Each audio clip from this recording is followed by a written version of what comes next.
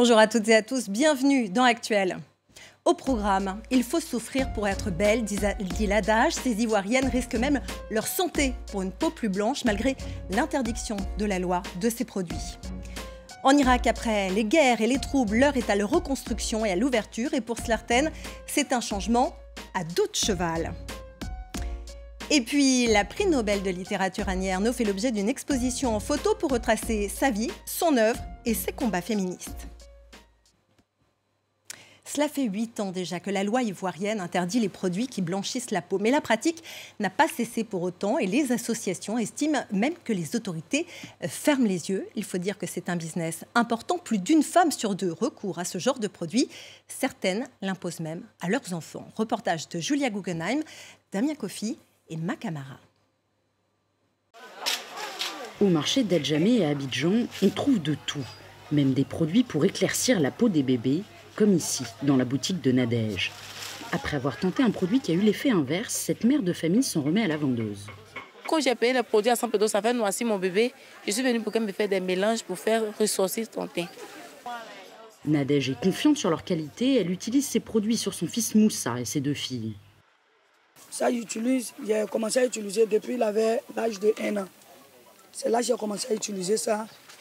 C'est le savon qui est là. Maintenant, les 2 tubes là, je mets ça dedans pour, au fait, arranger les teintes, pour nettoyer le teint un peu, quoi. Si tout le monde veut que son enfant soit bien joli, l'enfant aussi n'a qu'à avoir un beau teint. Parce que tu ne peux pas avoir un teint qui est propre et puis ton enfant est sale. Le Févicide, pommade normalement destinée à soigner les boutons et les brûlures, contient pourtant des corticoïdes, un médicament qui ne doit être utilisé que sur un temps limité. Son utilisation détournée comme produit éclaircissant est commune en Côte d'Ivoire.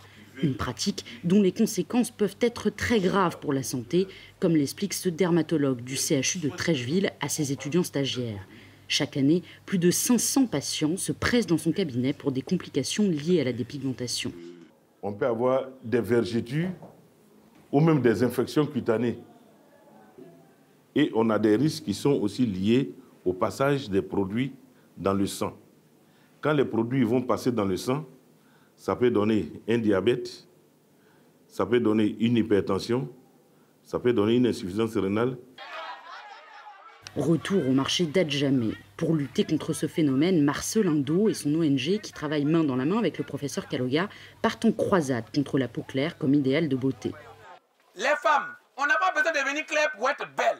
On peut rester naturelle comme vous l'êtes et puis être belle. À Abidjan, une femme sur 2 se dépigmente la peau. L'objectif est simple, sensibiliser les mères pour éviter qu'elles mettent leur santé et celle de leurs enfants en danger. Donc si tu penses que tu vas te dépigmenter pour faire plaisir à un homme là, il va te dire, hé bébé, tu es jolie. Tu es jolie. D'accord, tu es jolie. Mais à la fin, les conséquences là, tu seras seule à subir. L'occasion aussi de rappeler le décret de 2015 qui interdit la vente de produits éclaircissants. Ainsi, tous les cosmétiques comportant du mercure, des corticoïdes, de la vitamine A ou plus de 2% d'hydroquinone sont prohibés. Une loi qui semble méconnue des commerçants du marché, comme ce grossiste dont l'offre à destination des enfants est d'ailleurs pléthorique. Enfants, adolescents, ils peuvent utiliser. Maintenant, il y a ça aussi. Ça, c'est pour les bébés nouveau-nés. Ça, c'est un lait. Il y a pour les bébés, il y a son gel douche aussi. Nous, ça ne nous arrange pas trop parce que nous aussi, on gagne beaucoup d'argent dedans. Je me dis que c'est des produits légaux parce que on peut dire que ce n'est pas des sociétés, quoi. C'est des sociétés qui envoient ces produits. Mais avec ce qu'ils ont dit aujourd'hui, bon, il y a un peu de doute dans ma tête. Avec des produits importés, des produits artisanaux et des contrôles quasi inexistants sur ceux issus de l'industrie, difficile de savoir si les produits sont conformes. Le Laboratoire national de santé publique a ainsi été mandaté par l'association de Marcelin pour réaliser des tests sur un échantillon de 8 cosmétiques éclaircissants. Nous avons des produits qui sont conformes à la réglementation et des produits qui ne sont pas conformes à la réglementation. Ce que nous remarquons, qui revient de façon récurrente, l'étiquetage de ces produits n'est pas conforme à la réglementation. Il y en a qui ne précisent même pas la présence d'hydroquinone. Il faut informer le consommateur. Ces produits sont présentés comme si c'était des produits qu'il fallait utiliser de façon quotidienne. Or, les produits qui contiennent des actifs éclaircissants doivent être utilisés juste pour régler des problèmes ponctuels. Alors pourquoi ces produits se retrouvent si facilement en vente libre, au vu et au su de tous ? Pour Marcelin Do, qu'on retrouve dans ses bureaux, la corruption de la police sanitaire et le manque de volonté politique sont à l'origine du problème. Ils sont toujours en contact avec ces commerçants et les produits sont sous leurs yeux. Ils le constatent. Ils savent, dans le décret portant réglementation cosmétique et produits d'hygiène corporelle, signé depuis 2015, un comité devait être mis en place pour que ce comité s'occupe de réguler tout ce qui est existence des produits à être commercialisés sur le marché. Mais ce comité n'a jamais existé jusqu'à aujourd'hui. La question, c'est pourquoi? Nous avons posé la question au ministère de la Santé qui n'a pas donné suite. Reste que depuis la promulgation de ce décret en 2015, très peu de choses ont été mises en place par l'État pour que les produits éclaircissants soient véritablement bannis du marché ivoirien. Embrasser le changement et même au galop pour certaines. En Irak, dans la province d'Al-Anbar, la société est en pleine mutation. Après des années de guerre et d'occupation, notamment par Daesh, la société très conservatrice commence à s'ouvrir un petit peu. Pour certaines, cela passe par la pratique de l'équitation ou la création de leur entreprise. Marie-Charlotte Roupi. Dans l'ouest irakien, il y a quelques années, cette scène aurait été difficile à filmer. Hajer, surnommée première cavalière de l'Anbar, se lance dans la création d'un centre équestre pour les femmes. Je veux casser les stéréotypes présents dans la société de l'Anbar. En tant que femmes, dans cette société conservatrice, nous ne pouvions pas nous déplacer. Un revirement s'est amorcé dans la province depuis la fin de la guerre contre Daesh. Pour y participer, elle veut rendre accessible sa passion, découverte en exil à Dubaï. La région et les femmes ont besoin de lieux de loisirs. Nous n'enfreignons pas les normes, ni les codes tribaux. Au contraire, les chevaux incarnent l'histoire de l'Anbar et les traditions avec lesquelles nous avons grandi. Nous irons jusqu'au bout, jusqu'à ce que la société soutienne les femmes. Pour l'heure, c'est elle qui soutient ses amis.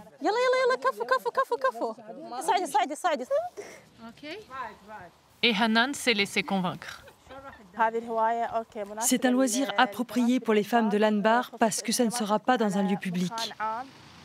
À l'abri des regards, sans être invisibles, de nombreux établissements sportifs féminins ont ouvert dans la ville. Pour Raja, activiste dans une ONG locale, ces changements sont une conséquence indirecte de la guerre. Les hommes étaient absents, donc les gens ont compris que les femmes peuvent répondre à leurs besoins. Et nous avons tiré profit de ce que l'on a appris dans les communautés auprès desquelles nous avions été déplacés. Nous avons pu apporter des idées dans notre gouvernorat en y ajoutant notre touche, nos normes, valeurs et traditions islamiques et ambari.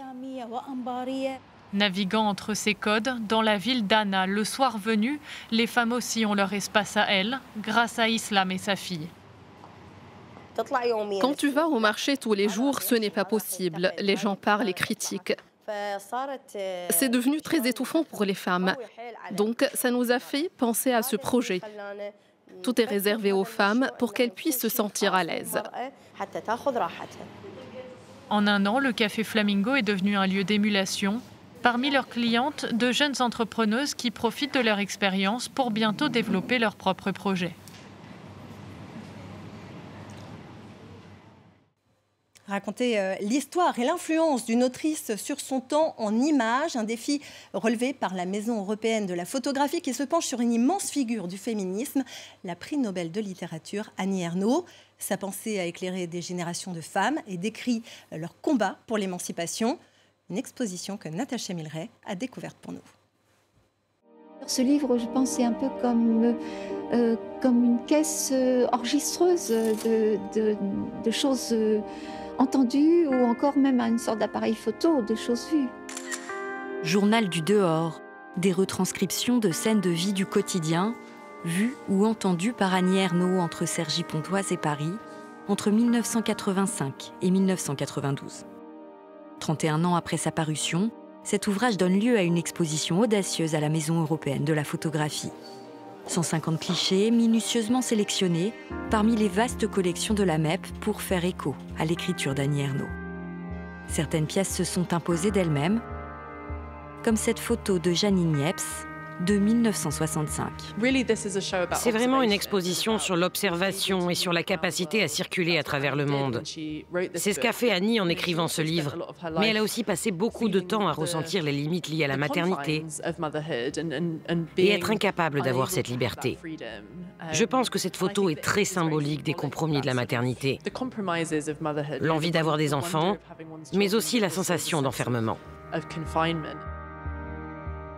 Ces photographies ont été prises par 29 artistes différents aux 4 coins du monde entre 1940 et 2021. Elles n'ont pas été choisies pour illustrer les textes d'Annie Ernaux, mais pour faire naître une sensation similaire face au réel. Ce qu'il y a comme ressemblance entre la photographie et puis mon intention d'écrire, la ressemblance, c'est de capter l'instant. C'est ça, en sachant qu'il est éphémère. Tous mes livres sont avec cette idée que toutes les images disparaîtront.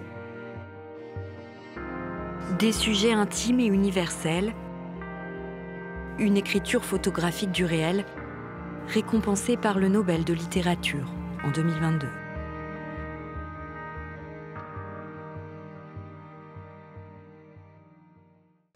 Et c'est déjà la fin de cette édition. Merci à vous de nous avoir suivis. Vous pouvez retrouver cette édition et toutes nos éditions précédentes sur france24.com et sur tous nos réseaux sociaux. À très bientôt sur France 24.